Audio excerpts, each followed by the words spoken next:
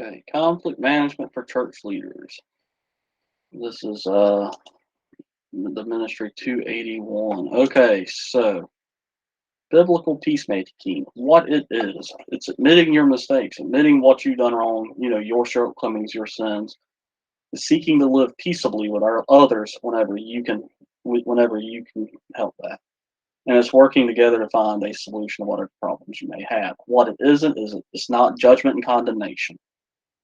It's not going along to get along, right? So, and it's not conceding everything just for the sake of peace, right? So this doesn't mean that you give up on your morals or values, right? So you it's not that. It's just you try to work with people and live peaceably with them.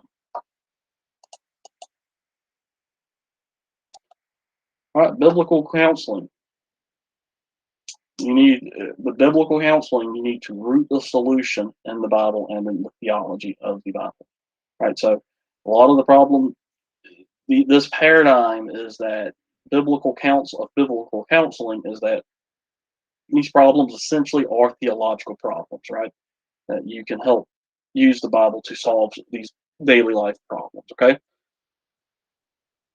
as a biblical counselor, you need to hold situations in confidence, right? So whatever somebody's got going on in their life should not be discussed outside of those four walls, with one major exception, that being if there is somebody being abused, um, somebody, whether that's physical or mental, emotional or sexual. If that's happening, then that needs to be reported, right? Elder abuse. So if somebody admits to that, or if if that's reported to you, you need to report that to the proper authorities. Okay, and then, but most other situations, you hold in confidence. You don't discuss it with other people. And finally, you create an environment of openness and honesty. Once again, this it helps whenever they know that you're going to keep their secrets and that they can confide in you within reason, and that helps. And obviously, lend that listening ear. Okay, that old adage still holds true where you have two ears and one mouth. Okay, so you have to have that space, give them the space to talk and talk through their problems, and you help to offer some solutions and some homework to help them deal with that in a biblical manner. Okay. Um, and as far as the listening skills are concerned, work on building those skills. There's exercises that can be done to help become a better listener, and better listening or that the person is, the better you can help somebody else deal with some of their issues or avoid a conflict. Finally, managing conflict. And the pastor should try to network with people. That way, they get to know them, build that trust, and build that community. When possible, it should be open.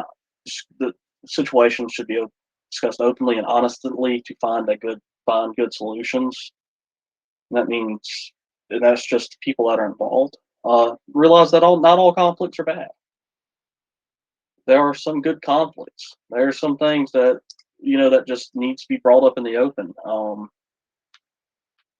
Just the way I look at it, there's a spectrum. You don't want too much conflict, and you don't want too little conflict. If there's very little conflict, that means that environment is dead. If there's too much, that means there's something wrong and that people are being too heated. But there's some conflict to help figure out the best path forward. Right, so there should be conflict. There should be pushback. That way, better ideas come out of that. So if you're afraid to have conflict within an organization, that shows that there's low trust there, that people are apathetic maybe, or that they're scared of the boss, and that none of those are conducive to a healthy church. And we as pastors have to do a good job of making sure we manage that properly and not running from it, not activating. When the fight or flight activates, we don't run, right? We don't leave and hightail for a new church because that's not healthy either. And conflict can be an opportunity to develop new solutions. So not all conflicts are bad. Situations do arise, and when they do, and there are disagreements, it could be a great time to find new ways to solve some old problems. So treat the conflicts like an opportunity whenever possible. And once again, always have a spirit of openness and forgiveness, right?